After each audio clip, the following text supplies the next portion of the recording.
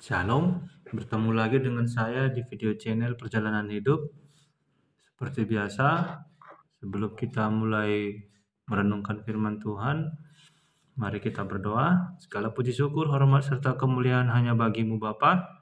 Terima kasih buat kesempatan yang indah ini. Kau memberkati kami Bapa. Kami ada pada saat ini semuanya karena cinta-Mu. Sebentar kami akan merenungkan firman-Mu ya Allah. Sebelum kami merenungkan firman-Mu, kami mohon padamu berkati kami, berikan kami hikmat pengertian, berikan kami kebenaran pembukaan rahasia firman-Mu dalam kehidupan kami, sehingga kami mengerti apa kehendak Bapa dalam kehidupan kami. Dalam nama Yesus Kristus, amin. Saudaraku yang terkasih di dalam nama Tuhan Yesus Kristus, bertemu lagi kita pada saat ini dengan materi yang lumayan enak, yaitu diambil dari kitab Matius pasal yang kelima ayat keempat. Ya, Matius pasal yang kelima ayat keempat. Perhatikan Alkitab saudara, berbahagialah orang yang berduka cita karena mereka akan dihibur. Berbahagialah orang yang berduka cita karena mereka akan dihibur.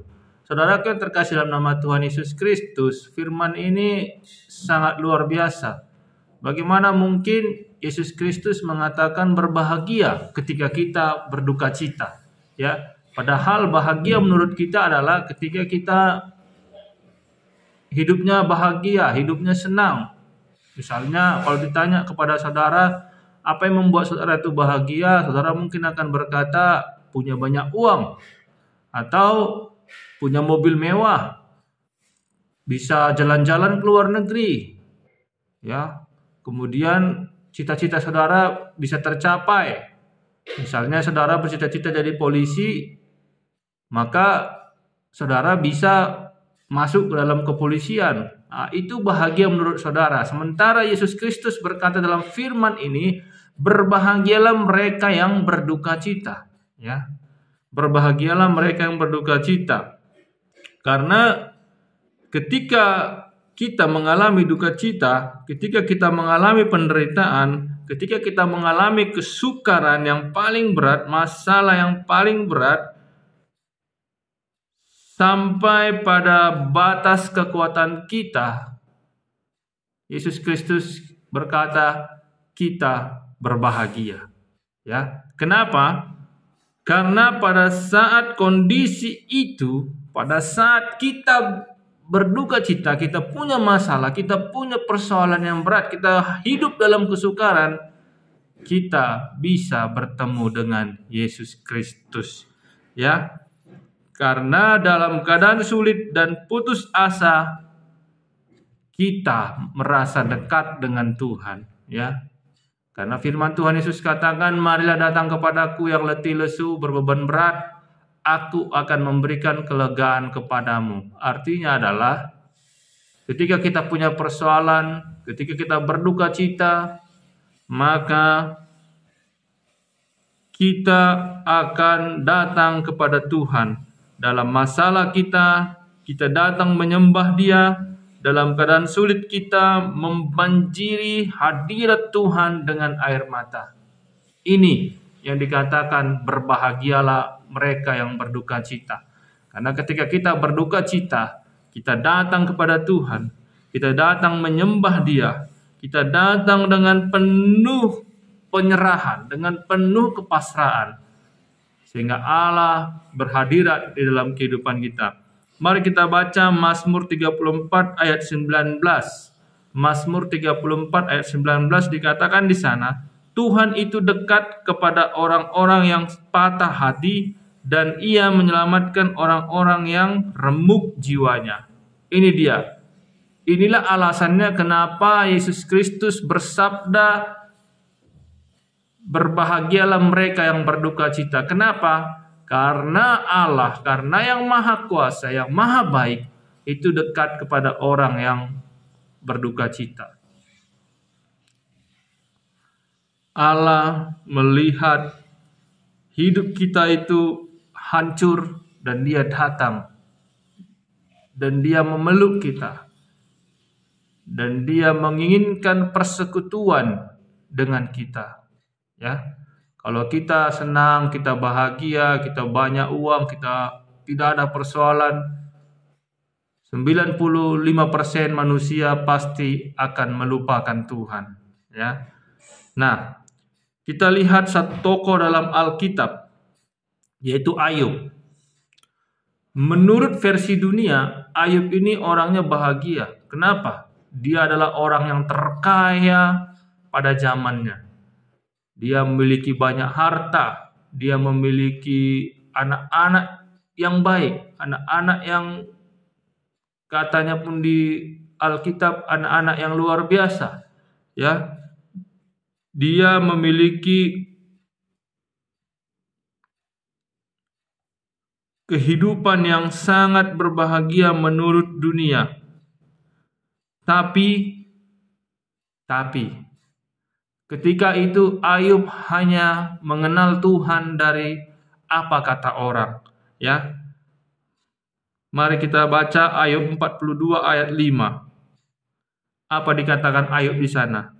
Hanya dari kata orang saja aku mendengar tentang engkau, tetapi sekarang mataku sendiri memandang engkau. Ini dia.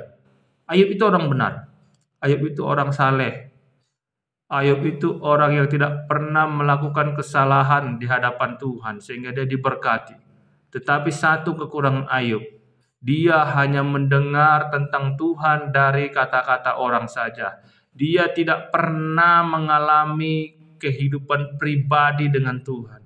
Tetapi dengan persoalan yang Tuhan izinkan terjadi, anak-anaknya mati, hartanya semua habis, bahkan tubuhnya diserang oleh penyakit yang luar biasa. Bahkan saking gatalnya katanya Ayub memecahkan beling untuk menggaruk gatalnya, untuk menggaruk lukanya. Bahkan istrinya sendiri pun menyuruh dia untuk mengutuki Allah. Tetapi dalam keadaan seperti itulah Ayub mengalami perjumpaan dengan Tuhan. Ayub mengalami pengalaman pribadi dengan Tuhan. Inilah maksudnya kenapa Yesus Kristus berfirman, berbahagialah orang yang berduka cita. Karena ketika orang itu berduka cita, dia akan mengalami perjumpaan pribadi dengan Tuhan. Dia akan mengalami pengalaman-pengalaman yang hebat dengan Tuhan. Ya, kenapa orang bisa berduka cita, saudara? Jawabannya simpel, karena dosa kita. Ya. Jika kita punya masalah, itu semua karena dosa kita. Tuhan tidak pernah merancangkan hal-hal buruk dalam kehidupan kita. Tuhan merancangkan hal-hal hebat, hal-hal yang luar biasa, hal-hal yang baik. Tetapi ketika kita berdosa, rancangan Tuhan itu tidak bisa digenapi. Ini yang membuat kita berduka cita, dosa kita. Jadi apa yang harus kita lakukan, saudara? Akui semua dosa-dosa kita. Ya, kita minta ampun sama Tuhan atas semua kesalahan kita. Kita minta ampun sama Tuhan atas semua kebodohan kita. Bukannya malah kita membenarkan diri, bukannya malah kita merasa benar di hadapan Tuhan, ya, karena semua manusia itu berdosa. Kita lihat contoh ketika manusia pertama itu berdosa, apa yang dia lakukan? Ketika Tuhan bertanya kepada Adam, Adam, apa yang kamu lakukan? Dia tahu dia berdosa, dia tahu dia sudah salah, dia tahu dia sudah melanggar firman Tuhan. Tapi Adam masih membenarkan dirinya dengan cara dia berkata, perempuan yang kau tempatkan di sisiku inilah yang memberikan buah itu kepadaku. Nah, disinilah kesalahan Adam pada saat itu. Seandainya Adam mengakui kesalahannya, ya, seandainya Adam mengakui dosanya di hadapan Tuhan, kita pasti tidak akan menderita hidup pada saat ini. Kita pasti tidak akan mengalami kesusahan. Karena akibat dosa Adam, maka manusia harus bersusah payah menghidupi kehidupannya. Manusia harus bersusah payah untuk mencari makannya. Seandainya Adam pada saat itu mengakui, ya Tuhan, aku salah, aku berdosa, aku telah makan buah yang Engkau larang itu, pasti Adam tidak akan diusir dari Taman Eden. Adam pasti akan mengalami hidup bahagia sampai kita pada saat ini. Tetapi itulah manusia. Manusia tidak pernah mau mengakui kesalahannya. Manusia tidak pernah mau mengakui semua dosa-dosanya. Malah dia berusaha mencari pembenaran dari perbuatannya. Dia merasa benar, dia tidak pernah salah. Itu yang selalu manusia lakukan, sehingga manusia itu mengalami duka cita, sehingga manusia itu mengalami persoalan. Nah, mari kita lihat satu kisah lagi, yaitu Daud. Ya, Daud, kita tahu apa dosanya. Daud itu seorang pembunuh, Daud itu seorang penjina, Daud itu seorang yang sangat jahat di hadapan Tuhan. Tetapi ketika Nabi Nathan ini nabi yang kecil, datang menegur dia. Sebagai seorang raja, bisa saja Daud menyembunyikan kesalahannya dengan menyuruh prajuritnya membunuh Nathan. Bisa saja. Tetapi apa yang dilakukan Daud? Daud datang kepada Tuhan. Dia memohon ampunan, dia memohon supaya Allah mengampuni semua dosa-dosanya. Ya, jelas di sana. Daud tidak membenarkan dirinya. Dia berkata dengan kerendahan hati, dengan penuh kesadaran bahwa dia telah berdosa. Ya. Hanya orang yang rendah hati yang bisa mengakui kesalahannya di hadapan Tuhan dan sesamanya manusia. Hanya orang rendah hati. Disinilah kunci Daud menang dalam pergumulannya. Ya, kita tahu bagaimana perjuangan Daud. Tetapi dia mendapat predikat sebagai orang yang berkenan di hadapan Tuhan. Kenapa? Karena dia mau mengakui semua dosa-dosanya di hadapan Tuhan. Dia tidak menggunakan statusnya sebagai raja untuk menyembunyikan dosanya. Walaupun yang datang itu seorang nabi kecil, tidak sebesar Samuel, tidak sehebat Elia, tetapi dia dengan kerendahan hati mengakui semua dosanya. Ya, kita bisa lihat dalam Alkitab bagaimana Daud itu berusaha untuk meminta ampun kepada Tuhan. Dan apa akhirnya? Daud memperoleh perkenanan yang hebat dari Tuhan. Ya. Kita baca Ibrani 12 ayat 11, apa dikatakan di sana? Memang tiap-tiap ganjaran pada waktu ia diberikan tidak mendatangkan sukacita, tetapi duka cita. Nah, ini dia. Setiap ganjaran dosa yang kita lakukan itu tidak pernah mendatangkan sukacita, saudara. Makanya berpikirlah untuk berbuat, berpikirlah untuk bertingkah laku. Sebelum kita melakukan sesuatu, berpikirlah. Jangan sembarangan melakukan dosa. Karena apa? Karena dosa itu membawa duka cita, ya. Tetapi kemudian menghasilkan buah kebenaran yang memberikan damai kepada mereka yang dilatih olehnya. Nah, ini dia. Ketika kita ditegur, ketika kita mendapat hukuman karena dosa-dosa kita, memang itu menghasilkan duka cita. Tetapi ketika kita mau bertobat, ketika kita mau mengakui kesalahan kita, maka kita akan memperoleh damai sejahtera. Jadi itulah makna yang dikatakan Tuhan Yesus Kristus, berbahagialah mereka yang berduka cita. Duka cita di sini dimaksud adalah orang yang berduka cita karena dosa-dosanya. Ya, karena dosa manusia mengalami duka cita. Karena dosa manusia mengalami masalah. Karena dosa manusia mengalami persoalan yang berat. Semuanya karena dosa. Tadi sudah saya katakan, seandainya Adam tidak membenarkan dirinya di hadapan Tuhan, pasti Adam tidak akan bersusah payah. Pasti Adam tidak akan diusir dari Taman Eden. Dan pasti juga kita ada di Taman Eden bersama-sama dengan Adam dan Allah. Tetapi karena Adam membenarkan dirinya, dia menyalahkan Hawa, dan Hawa juga menyalahkan ular. Bukannya mereka merendahkan hati dan berkata, "Ya Allah, kami berdosa. Ya Tuhan, kami sudah melanggar firman-Mu." Jadi inilah yang dikatakan, akui kesalahan kita. Supaya dosa dan kesalahan kita itu tidak mengganjarkan duka cita, tidak menghasilkan duka cita, ya. Jadi duka cita dimaksud Yesus Kristus Tuhan kita dalam Matius 5 ayat 4 tadi adalah duka cita karena dosa, ya.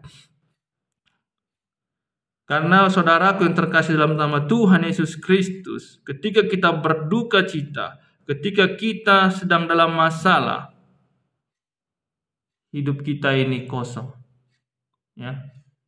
Ketika kita bahagia, ketika kita tidak persoalan, ketika kita sedang kaya, banyak uang, hati kita ini dipenuhi oleh hal-hal duniawi, ya.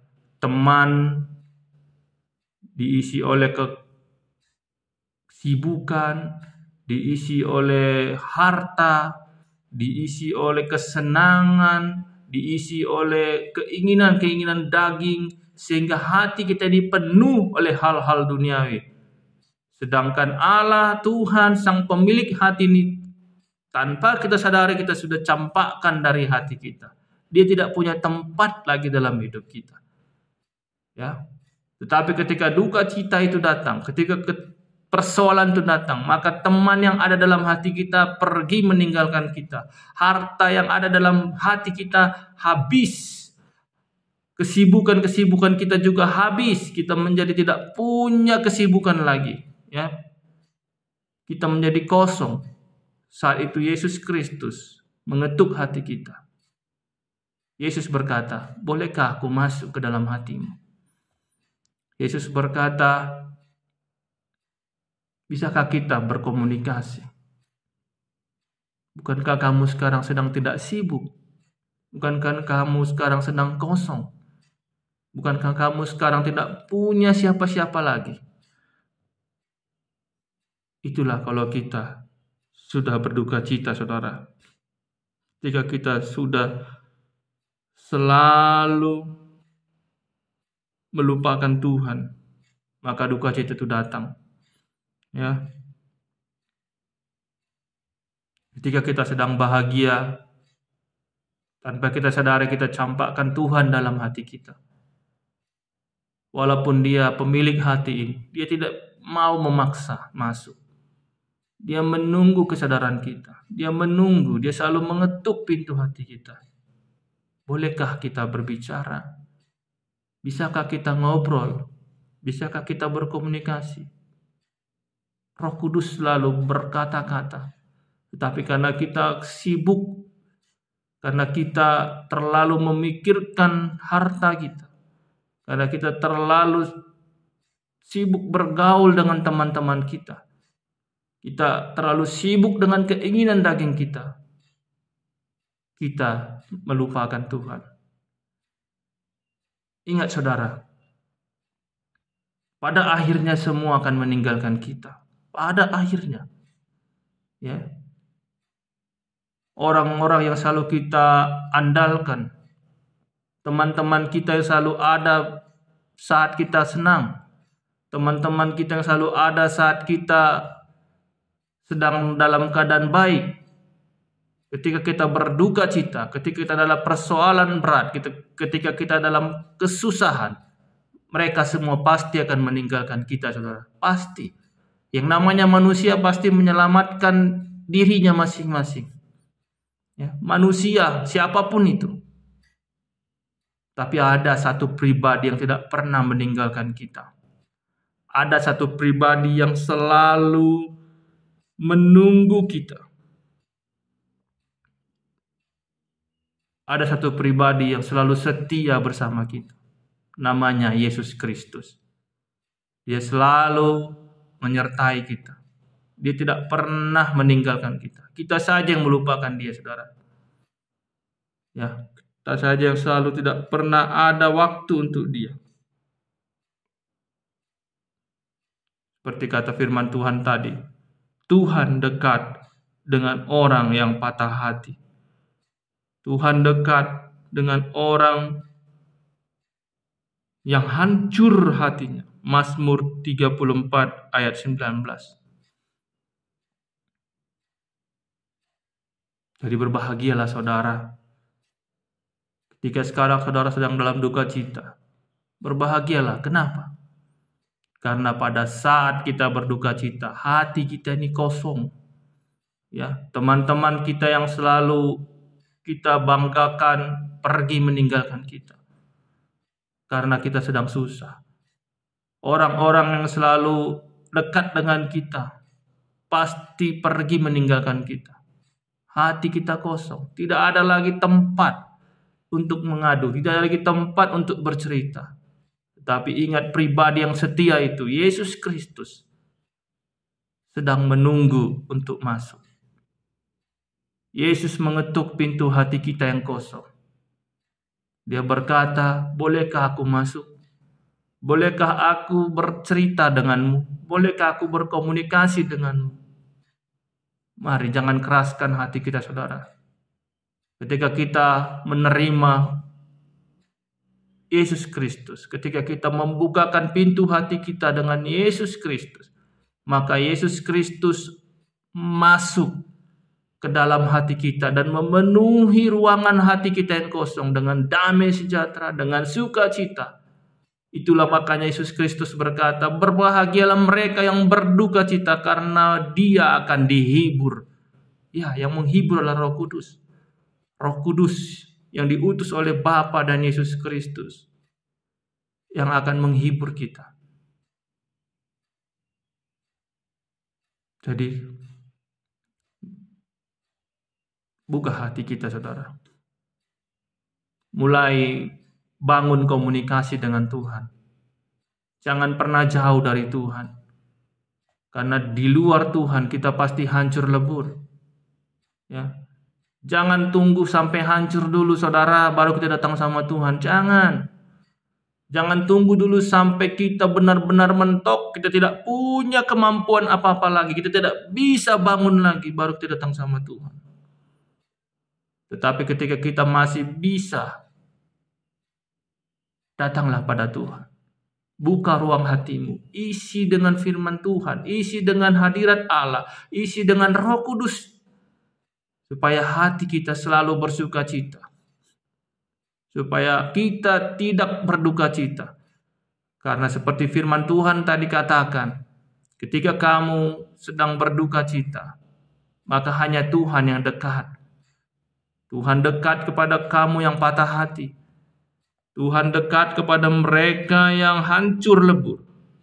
Dan Ia menyelamatkan orang-orang yang remuk jiwanya. Seberapa banyak kita yang tidak ada persoalan. Semua kita punya persoalan. Dan ingatlah, persoalan itu karena dosa-dosa kita.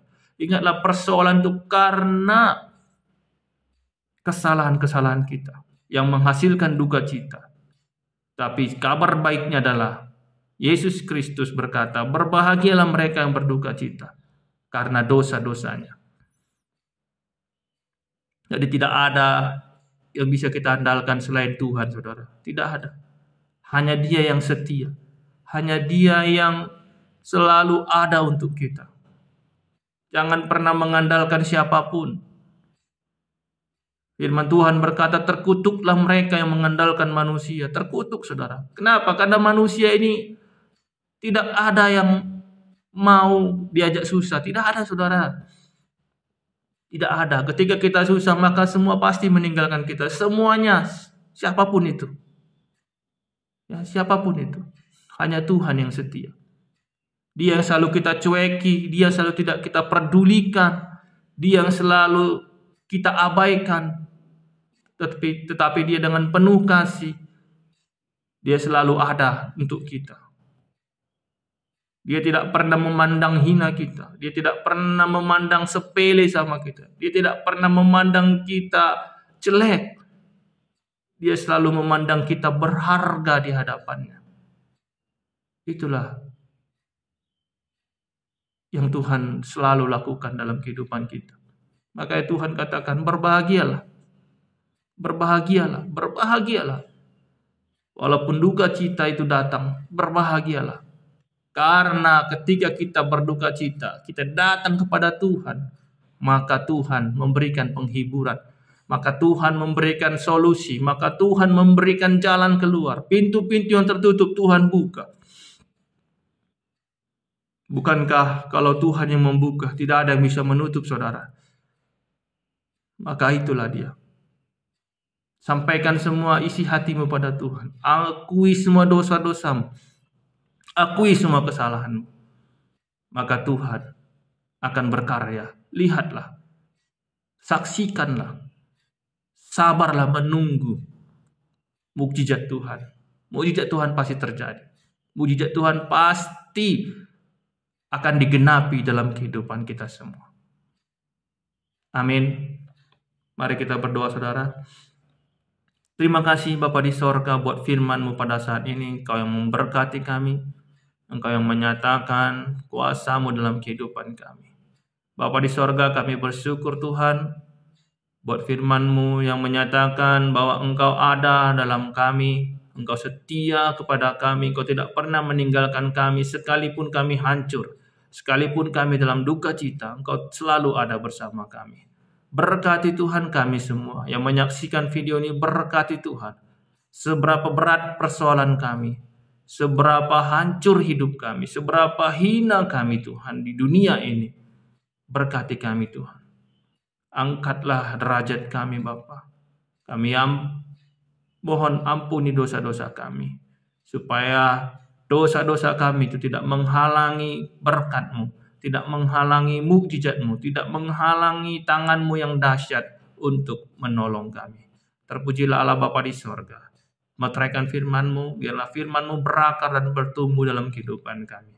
Dalam nama Yesus Kristus, amin. Terima kasih saudara sudah menyaksikan video ini. Kita bertemu di video selanjutnya. Tuhan Yesus Kristus memberkati kita semua. Amin.